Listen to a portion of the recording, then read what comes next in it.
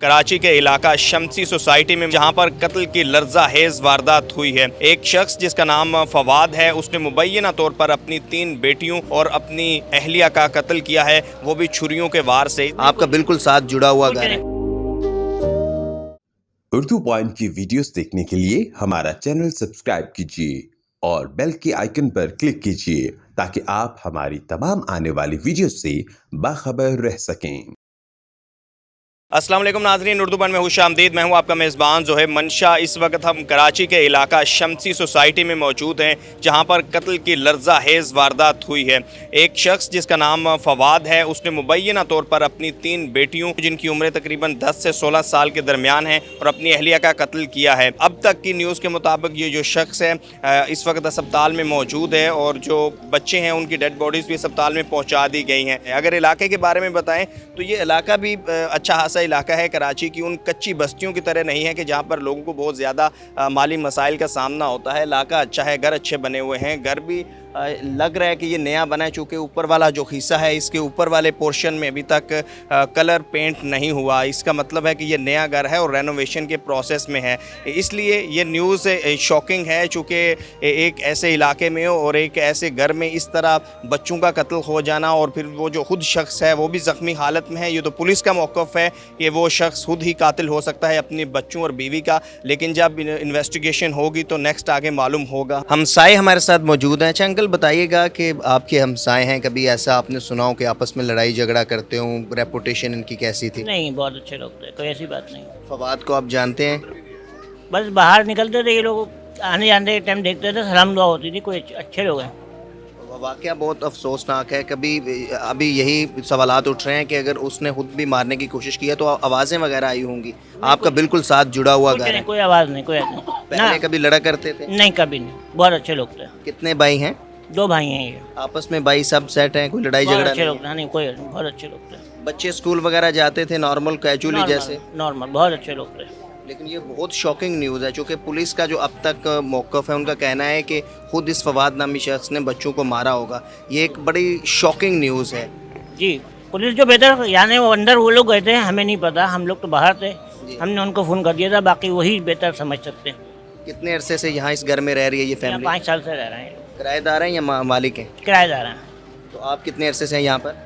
हम लोग इनसे बहुत पहले के रह रहे हैं। ये फैमिली इस घर में तकरीबन गुज़िश्ता 5 से 6 साल से मुकीम थी। हमने जब इलाका मकीन से या उनके जो हमसाए हैं उनसे बात हुई तो उन्होंने बताया कि फैमिली के दरमियान कोई ऐसी बात नहीं थी कि आपस में लड़ते हों, झगड़ते हों। बिल्कुल नॉर्मल ज़िंदगी गुजार रहे थे। बल्कि ये भी बताया गया कि कुछ माह कबल तक एक अच्छी खासी गाड़ी थी फवाद नामी शख्स के पास, लेकिन ये भी सामने आया कि गुज़िश्ता 4 माह से, जो कि फवाद की वालदा ने बताया कि 4 माह से वो जॉबलेस था, बेरोज़गार था। डेफिनेटली फाइनेंशियल इश्यूज़ हो सकते हैं, लेकिन हैरान कुन एंड शॉकिंग बात यह है कि जो और कुछ ऐसे सवालात हैं जो मुमकिन तौर पर हो सकते हैं कि उस फवाद नामी शख्स ने किस तरह से अपनी 3 बेटियों को और अपनी बेगम को कत्ल किया होगा। ज़ाहिर है उनकी जो बेटियों की एज थी वो 10 से लेकर 16 साल के दरमियान थी। उन्होंने आगे से रिएक्ट किया होगा, रजिस्ट किया होगा, लेकिन SSP कोरंगी और पुलिस के मुताबिक अब तक यही कहा जा रहा है कि मुमकिन तौर पर उस फवाद नामी शख्स ने खुद ही मुबैना तौर पर अपनी बेटियों को और अपनी बेगम का कत्ल किया है। क्योंकि अगर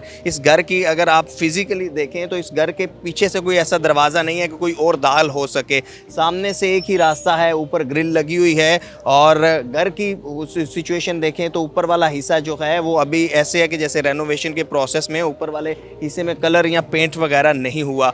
बहरहाल अब देखेंगे कि नेक्स्ट जो इन्वेस्टिगेशन होती हैं और कौन सी चीज़ें सामने आती हैं। चूँकि माजी में भी कुछ ऐसे इंसिडेंट्स हुए थे, कुछ ऐसे वाक़यात हुए थे कि आगाज़ में उनका एक ट्रैक होता है लेकिन उसके बाद फिर उनका रुख बदल जाता है। डेड बॉडीज़ हॉस्पिटल मुंतकिल हो चुकी हैं, वहाँ पर पोस्टमार्टम होगा। फैमिली चाहती है पोस्टमार्टम ना हो, लेकिन पुलिस का कहना है कि पोस्टमार्टम होगा, ये जानने के लिए कि हर एक्चुअल वजूहात क्या हैं, मर्डर कैसे किया गया है। फवाद की वालदा ने एक वीडियो में कहा है, उनका बयान ये है कि जब उनको ऊपर से आवाज़ें सुनाई गई कुछ चीखने की तो उन्होंने कॉल की अपनी बहू के नंबर पर, उसने नहीं उठाया। जब वो ऊपर गई तो उसके बाद उन्होंने देखा कि एक कमरे के अंदर उनकी बहू की डेड बॉडी और दूसरे कमरे के अंदर बच्चों की डेड बॉडीज़ थी।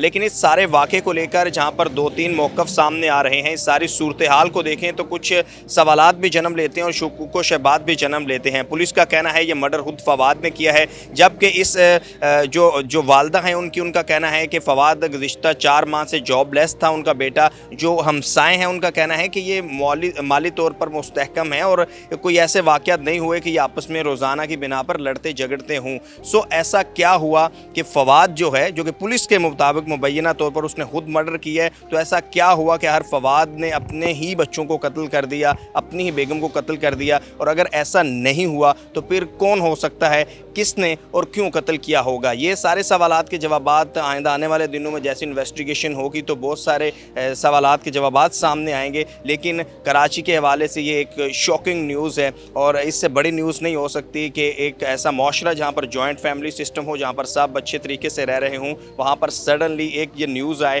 कि एक ही शख्स ने खुद अपने बच्चों का कत्ल कर दिया। अपने मेज़बान से मंशा को इजाज़त दीजिए। अल्लाह हाफिज़।